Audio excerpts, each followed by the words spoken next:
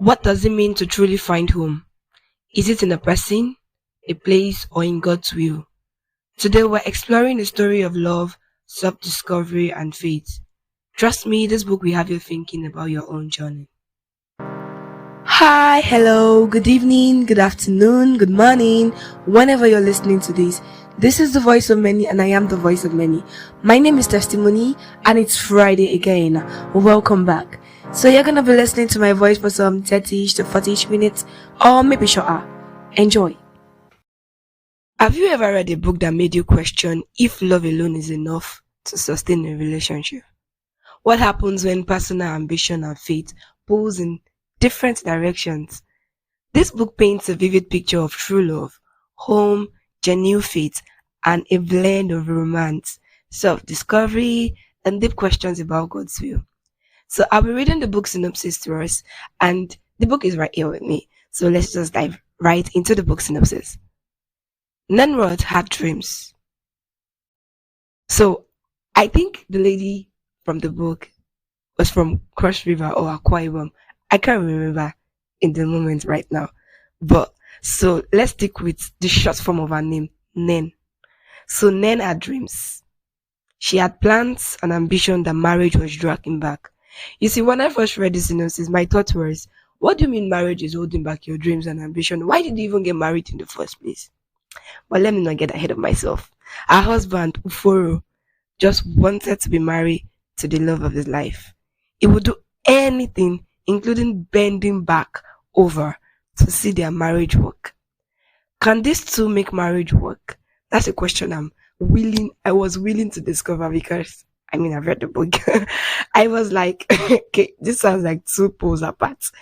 How can they marry their plans and ambition together to make their marriage a success? Can marriage be truly enjoyable? Can two people make their marriage work despite their separate plans, dreams, and ambition? So, I'll be exploring just three key themes of the many themes that were in this book. And the first is godly relationship and marriage, how faith shapes our love and commitment. The second one is love and faith, when personal desires conflict with God's will. Then the third one, which is my favorite, is personal discovery, finding one's identity beyond relationship. So you see, this book is not just a book about love. It's a faith journey that many can relate to. Now let's talk about one of the biggest takeaway from this book, how faith shapes relationship and marriages.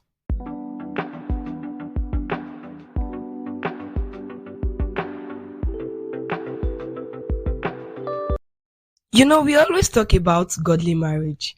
I want this, I need that. What really is godly marriage? A lot of marriage counselors say date someone who loves you, but honestly, is love really enough to sustain marriage? While reading this book, I remember Pastor La saying that, like your partner for the days when love won't be enough. Personally, I believe that the foundation of Oforo's and Nen's relationship was faulty. They had different goals and approach to marriage, especially Nen. She was someone who would rather be a career woman at the expense of her home. And for some reasons, all these expectations and reality was not talked about during their courtship. Hence, the beginning of their relationship was shaky from the onset. One of the things that this book opened my eyes to see was that you don't only marry someone, you marry their expectation and their desires, which makes sense. And then all these expectations and desires must be communicated because I can't know what is on your mind except you tell me. After all this, thank God for God. The marriage would have just been another track record of divorce. I mean, the lady walked away just 3 months into the marriage. Who does, you know what, let me not get ahead of myself. Shocking, but it's true. Some people realize they've made a mistake or a wrong choice just after the wedding, not before. How are you discovering life changing and life breaking things after you've made a huge decision, not before? Which is why I emphasize courtship as believers. I don't know why we are jumping. In fact, let me just stick to the book review because we don't want to talk. We have a lot of that. months and days to talk about relationship per se or courtship as believers. So let me just do the book synopsis. But really, many people walk out or discover that they are about to endure their marriage after the reality checks comes in, immediately after the wedding sometimes, or maybe 2 months into the wedding. And this lady apparently realized that on 3 months and walked away. Honestly though, I applaud Uforo, the husband. His faith was stronger than Nenzon. And just for laugh's sake, I am glad to see a scenario where men have stronger faith than the wife, because most authors like women to be the prayer warrior, and all this gives some people the mentality that where you hear people say, I want to marry a prayerful woman. You that are talking, Mr. Man, are you a prayerful man? Because God will not give you his daughters to come and be, you will not come and be stressing them. Excuse me, it cannot work. It, somebody will not come and add you to prayer points. You better go and touch your life up with prayer. I don't think one woman is coming to come and rescue you. Some people still think like that too. Okay, let's leave that thoughts and continue with our review. Once the fates of each party are not in sync, there is always one person doing 80% and the other person doing 20%. It's the truth. And it causes frustration and burnout. Compatibility of faith is very important. Compatibility of faith matters a whole lot. I'm not saying that two growing believers cannot get married. What I'm saying is, as a strong believer, you can't marry a church goer. Yes, someone that picks up the Bible on Sundays or is just, fulfill a righteousness person. You cannot. Christians, please, it makes the work harder when you marry someone who is not on the same page with your faith. Marriage and relationship on its own is work. But when you now add things like this to it, it becomes thorough work. It's supposed to be enjoyable, not endurable. This book made me see that you cannot coexist with someone that you don't understand. And fatigue in marriage is real. Like, I'm just tired of you. I'm just tired of you. I say, God, beg. God, beg. I had to start thinking about my relationship goals because, okay, I realized a long time ago that love is not about feeling. It's not a feeling itself, but a sacrifice and an option. I know you. It's about thinking, I know you, but I choose to love you regardless. Now, the mistake Uforo made as a man of faith was allowing emotions to lead him. Emotions can't be the foundation of marriage or a relationship. But love isn't just about relationships. It's about trusting God's plan and bringing us to the next theme, which are we talking about? Love, faith, and the struggle to surrender.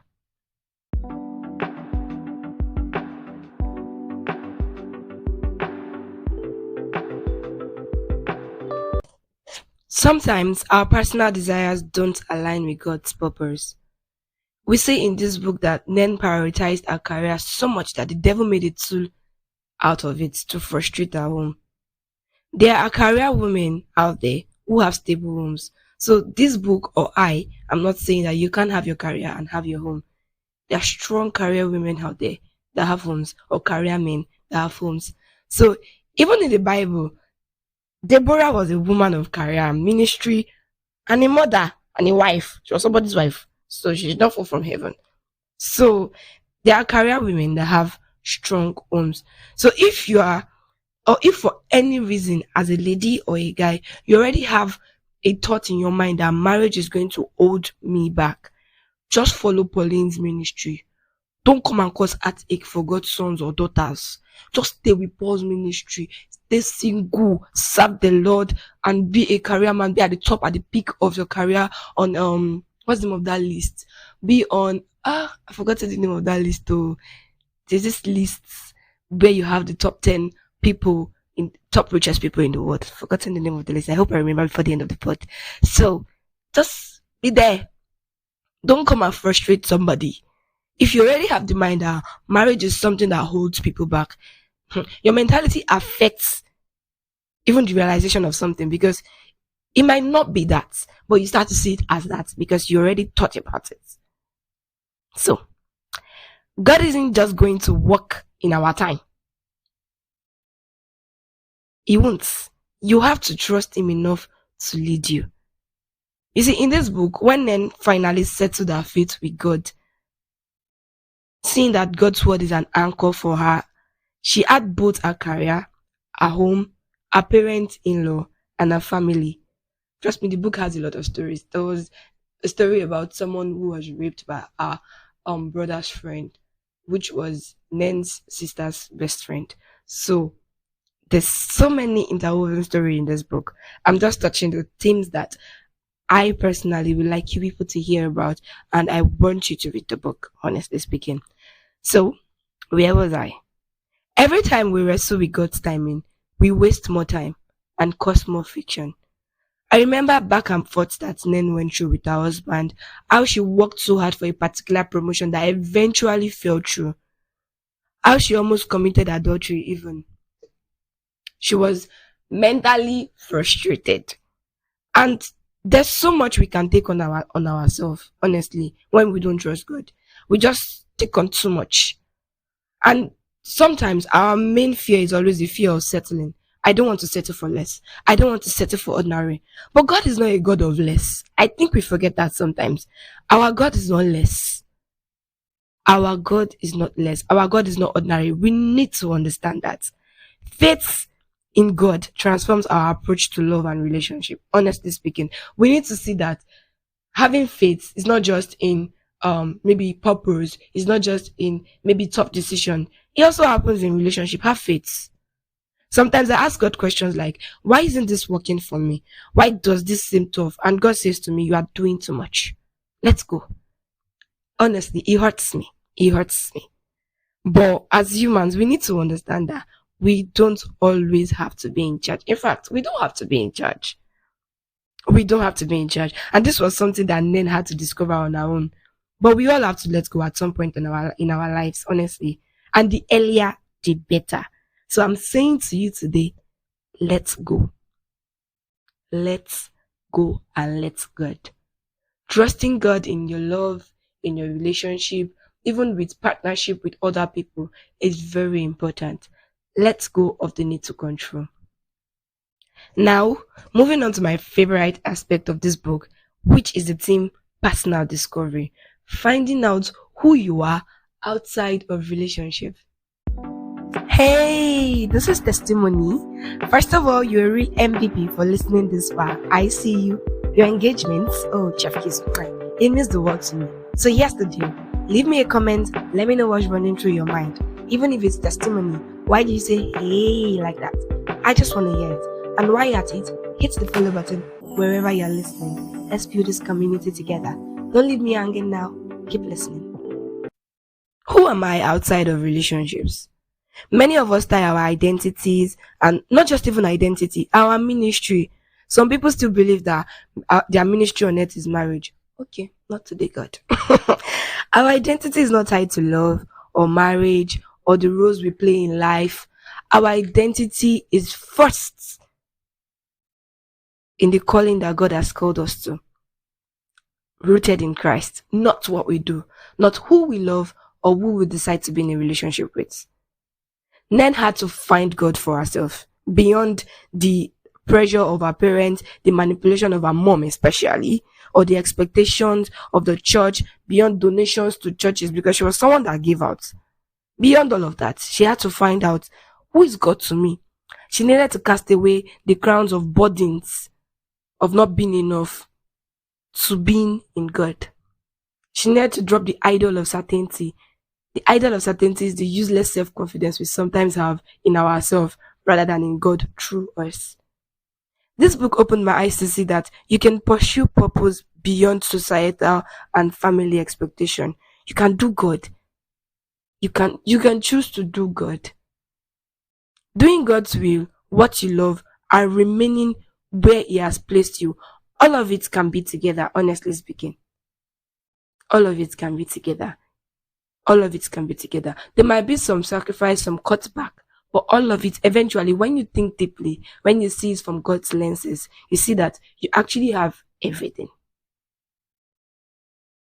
One thing that stood out for me in this book was when Nen embraced personal growth. Oh my god. And she let go of all her fears. You needed to see the change in her attitude, her mentality, her reactions, her actions, even her lifestyle. She literally took off all her clothes and went to give them out to someone that people that she felt needed the most, because she used to think that no one is worthy enough to use her hand me down. Put things like that. Sometimes we are too in over our heads, honestly speaking. We need to discover who we are. I think I sat down some years back to ask myself, who am I? Not what my parents say, oh, you're beautiful. Do I really think I'm beautiful? I don't want to take us off the path of this book review, but honestly, your relationship status don't define you. God does. And I discovered that home is about finding peace in God and not just people. You know, Oforo made a statement. He said, home is wherever you are, Oforo, because he has discovered that with Nen, he had peace. So home is where you find God's peace, not just the people. People can change. So after reading this book, my key takeaway is that home is not just a place or a person or a dream. It is where your heart aligns with God's purpose. So let's wrap this up.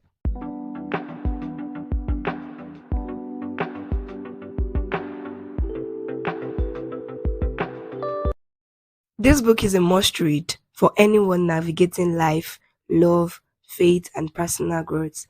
I actually enjoyed every bit of the book. It even spurred me to pray about my partner. And the book has every bit of everything. When I mean every bit of everything, I mean faith, relationship, love, mental resolutions and stability, healing, discovery, and sprinkle romance. I told myself, anyone who won't give me the tingling sensation, I'm not just going along or doing this because of faith compatibility. It's important. It's actually important. Vision alignment is mandatory, but physical attraction cannot be sidetracked. This book emphasized the need for marriage counseling, but me, I want to say, please do it before the marriage to avoid therapy session after. And of course, every of this from God's perspective. There was even a part where the author included an hymn about God give us Christian home. It was included in the book. The romance was a feel good romance, not the raw kind. And it also made me realize that you can have the God kind of romance, so but let me not dive too deep. And then I also saw that talking to God isn't just a spiritual gymnastic, but basic communication. Throughout the book, most of the characters prayed and had interactions and encounters with God. And it wasn't the spirit gym thing. It was the I surrender it all to you moment. Basic communication with God. Generally, as Christians, we need to travel light. You cannot hold on to anything except God. I was one thing that Nen eventually had to realize when God spoke to her and said, cast away crowns. So if you're in a season of waiting or uncertainty or self-discovery, trust that God is leading you home.